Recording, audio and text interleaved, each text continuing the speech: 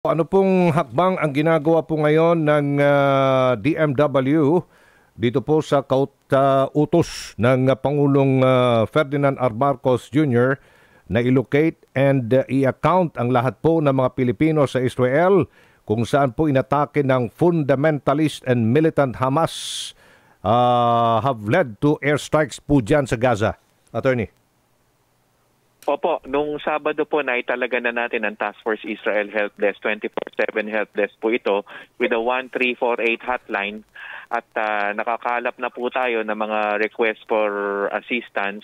Sa ngayon, meron tayong 25 current requests for assistance. Tulungan natin mga OFW families at mga OFWs mismo on the ground na nasa Israel. At of course, meron din tayong mga helpline sa WhatsApp at Viber na inanunsyo sa ating Facebook page sa Department of Migrant Workers kasi yung 1348, 4 digits, wala sa WhatsApp at Facebook at Viber. Ngayon, meron din tayong Google survey na pinalabas para kasi alam natin yung email address ng mga OFW sa Israel. So, merong mga higit kumulang 250 na doon sa affected areas mismo sa katimugang bahagi sa may Gaza border na nagpahiwatig na safe and sound sila. May 3 na humingi ng tulong, so dagdag yan doon sa 25 na tinutulungan natin sa ngayon. And most OFWs in the affected areas are safe and accounted for, and we continue to account for doon sa mga hinahanap pa natin. At pagtulungan tayo sa Filipino community. Kahapon, kami ni Administrator Arnel Ignacio at Ambassador Juni Lailo ng Philippine Embassy sa Tel Aviv ay nakipag-video conference meeting sa mga Filipino community leaders sa Tel Aviv, sa Israel, para makalap namin ang mga request for assistance sila, mga issues and concerns nila. So patuloy po lang po ang ating effort at pinapatupad na po natin yung kautusan ng ating mahal na Pangulo na magkaroon ng accounting of all OFWs, at least in the affected areas in Israel. Sa Israel po, ilan ang mga Pilipinong nandoon ngayon at ganun din sa Gaza Strip, Attorney? Merong mga 30,000 sa kabuuan. Kalamihan sa kanila nasa north and central areas ng Tel Aviv area. Ngayon, dun sa Timog, bandang Timog at Central, higit kumilang mga 1,500. Pero dun mismo sa tinutumbok nating lugar, sa may Gaza border, east of the Gaza border, mga 300. Kaya we are still working on accounting for all of them and making sure na naka-touch base sila sa atin, pati yung mga kanilang mga pamilya. Yung hinahanap po ilan at saan sila na mga Pilipino? Sa ngayon, meron tayong hinahanap na mga 7. 7. Ito naman ay day-to-day, no? Kahapon, meron tayong nahanap na mga 5 at ngayon 7. So, as the days go by, ay naghahanap tayo kasama ang Filipino community. Tumutulong din, of course, malaking tulong yung Israeli Defense Forces kasi ini-endorse naman natin yung mga pangalan nila sa Israeli government. So safe ang ating mga kababayan, itong 30,000 ito sa North and Central Israel. Maliban na lang doon sa, may nakatira ba sa southern part of Israel? Yung sinasabi nyo po, malapit sa Gaza Strip? Opo, yun yung mga 300. Mga 300 na nando doon and then meron tayong 25 na current na tinutulungan natin, and then still unaccounted for ay mga 7. Okay, yung 7 po ay hopefully buhay sila. Buhay. Yes. Okay. Ganun lang naman yan, Sir Aljo. Every day merong tumatawag, hinahanap, nagpapahanap ng mga kamag-anak at nahahanap naman natin eventually. Okay. At ngayon, in process naman ito, together with our Filipino community contacts, the Philippine Embassy, and the Israeli Defense Forces na tumutulong din sa atin. Okay, so wala namang sugatan din, Attorney? Walang reports ng at least major injuries o nasawi, no? Although merong ulat natanggap tayo from the embassy kahapon na merong isa na sinasagip ng Israeli Defense Forces na natamaan siya, no?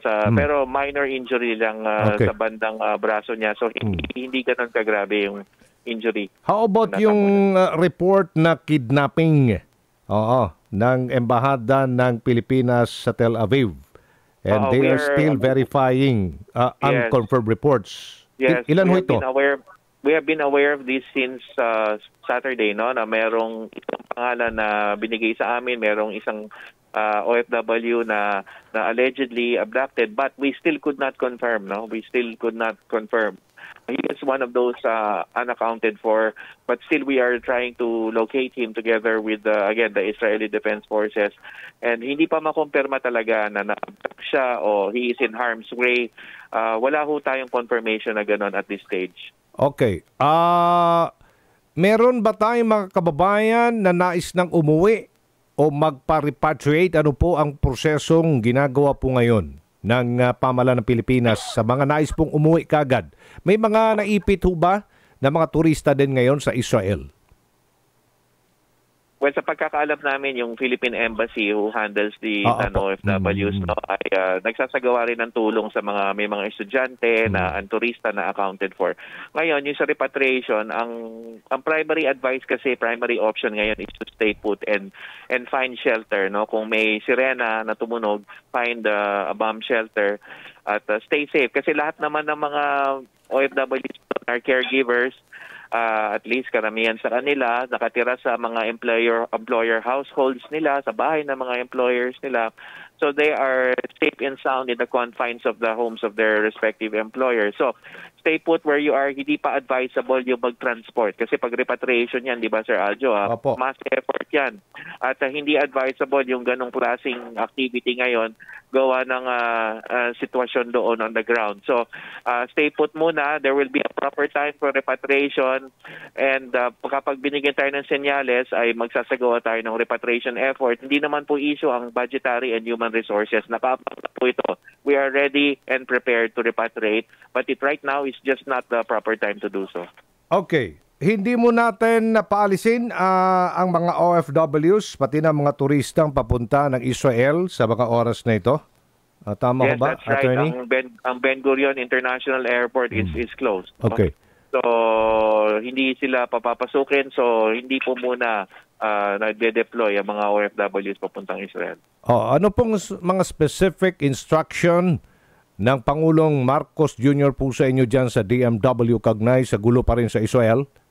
Yes, ang specific instruction is to account for and protect all OFWs in Israel, which we are currently doing in coordination with our Philippine Embassy and the DFA, and also with our Filipino community leaders na nung kahapon nga nakipag-Zoom conference kami ni Ambassador Lailo, Administrator Arnel Ignacio, sa higit kumulang mga 200 Filipino community leaders doon at naidulog nila ang nilang mga requests for assistance, mga concerns at mga bagay na mga suggestion nila para mapaigting natin ang protection and supervision natin on the ground. Inabisuan niyo po lahat ng mga Pilipino sa Israel to take precautions at sundin ang mga instructions mula sa Israeli Homefront Command. Ano-ano po ito, sir?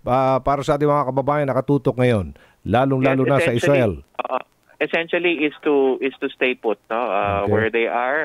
Wag mag-travel ng malayo mula sa isang lugar into another place, and to seek shelter, no, sa mga bomb shelters once tumunog ang siren o kaya merong pangamba o panganib sa buhay. So ganun muna ang general direction. Of course, maraming specific instructions. Kaya ang request ko ay dumulog sa ating Facebook page nandoon at sa Philippine Embassy Tel Aviv Facebook page. Nandoon din lang lahat ng more specific instructions. Baka meron pa akong mga hindi na itanong po sa inyo. Yusek, na nais po ninyong sabihin sa ating pong mga kababayan. Go ahead po. Siguro, salamat Sir Aljo. Siguro ibabalik ko lang yung 1348 hotline kung nasa abroad, +632-1348. Meron din tayong WhatsApp at Viber numbers. Nasa Facebook page lang po ng Department of Migrant Workers. Dumulog lang po doon yung ating Facebook at Viber and WhatsApp numbers kasi yung 1348 wala po sa WhatsApp and Viber. So dumulog lang po doon. Huwag mag-atubili. Huwag pong isipin na wala kayong matatakbuhan o matatawagan. Kahit yung mga OFWs doon, mabibigyan ho namin kayo ng karapatang payo at mabibigyan namin kayo ng assurance para kumalma po ang inyong kalooban kung kayo po yung agam-agam o takot na nararamdaman. So wag po kayo mag-alala at tutulungan po namin kayo. 1348 po ang ating hotline. Kayo ba'y nakikipag-ugnayan na? Opo, sa lahat ng mga agencies concerned para po sa mga Pinoy na naipit ngayon sa Israel, kumusta po ang effort na ginagawa po ngayon ng OWA? Full swing po tayo kahapon pa. We have been coordinating massively with the Department of Foreign Affairs, the DMW, at sa lahat po ng ating mga Filipino leaders in Israel. So, tuloy-tuloy po ito. Hanggang ngayon, hindi na po kami nag-uuwian. Nandito kami pa rin sa OWA. Gabi. Okay. Wala hong namatay, walang nasugatan, safe na safe lahat ng mga Pilipino natin sa Israel, pati na dyan sa southern part ng Israel, malapit sa Gaza Strip, Administrator?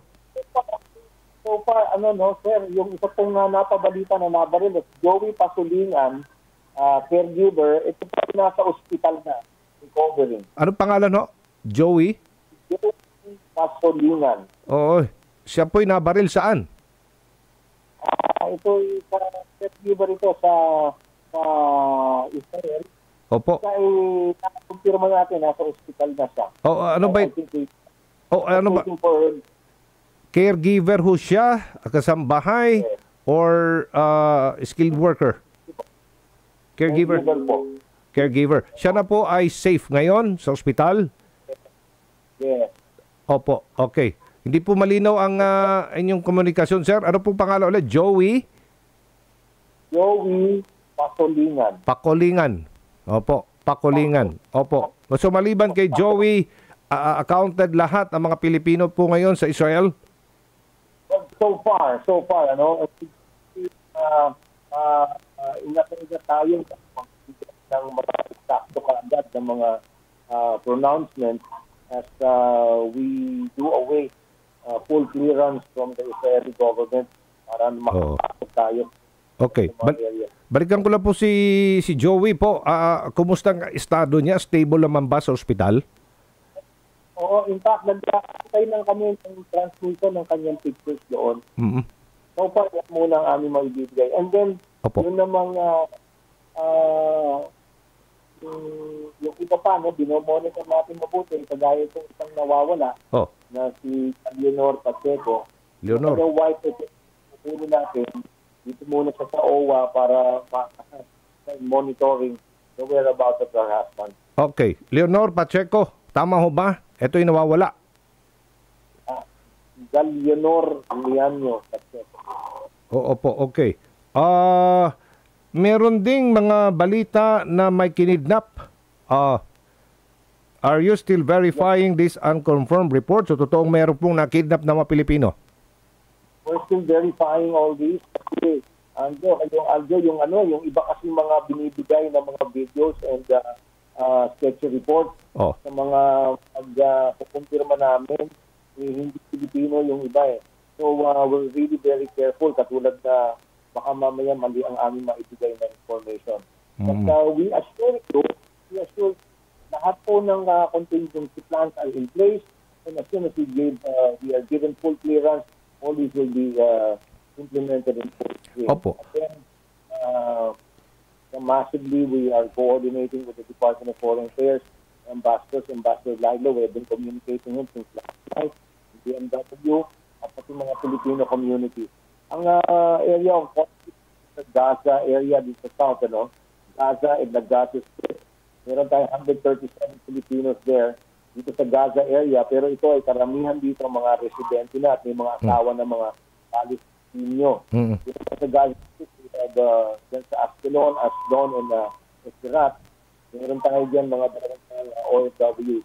Ngayon, ready naman tayo kung saan mabigyan na tayo ng go signal na sila ay i-transport from that area papunta dito sa Central, malamang siguro sa Tel Aviv, will be ready as soon as we get full clearance. Okay. Ano po mga specific instructions sa inyo po ng Pangulong Marcos Jr. Ugnay sa ating mga Pilipino pong naipit ngayon dyan sa Israel? Mambantay mabuti at lahat ng paraan ay gawin para masecure ang ating mga kababayan. Mabigyan ng malagay sila sa mas ligtas ng mga posisyon. And yun naman po ay gagawin natin. Opo. Okay. Abiso na lang po. Ano pong abiso ninyo sa ating mga kababayan po, mga Pilipino? Baka nakikinig sila ngayon, nakamonitor sa atin dyan sa Israel. Go ahead po, sir. sa ating mga kababayan, lalo-lalo na sa mga OFW, this is a working government, and we assure you that we are monitoring your situation 24 hours a day, and tayo naman ay hindi nakapost sa karanasan pagdating sa ganitong mga sitwasyon. And we assure you that we will be doing all we can to provide you with senses of safety para kayo ay ating mapangalagaan mabuti. Opo. Ang isa pa pala, Okay, go ahead po. Iusap lang kami, no? Nakapos tayong mag-transcript ng mga videos or pictures, lalong-lalo na kung unverified. Baka malagay kayo sa lalong delikadong sitwasyon because they can trace your location these transmissions that you may be making. And second, kung unverified yan, baka gusto makatulong ay makasama pa dahil kakaroon lamang ng unnecessary fear sa ating mga kababayan kung hindi ito. Kasi lang po ang ginagarantiya namin sa inyo, this government is working very, very hard. Opo. And we have experience pagdating naman dito sa mga government. Okay, last question lang po, Babol. How about yung repatriation? Kailan po natin sisimulan kung meron? Ang repatriation, sa history natin with the mga nangyari sa Israel, yan po ang huli nila laging hinihingi. In fact, sa mga paraang taon na nag-provide tayo ng mga buses, hindi sila sumakay. But this is a very different situation. Mas mabigat-bigat ang mga nangyayaring palitan ng putukan doon. It's very big. It's repatriation. At nabigyan tayo ng pultiran, hindi yan mahirap na magagawa.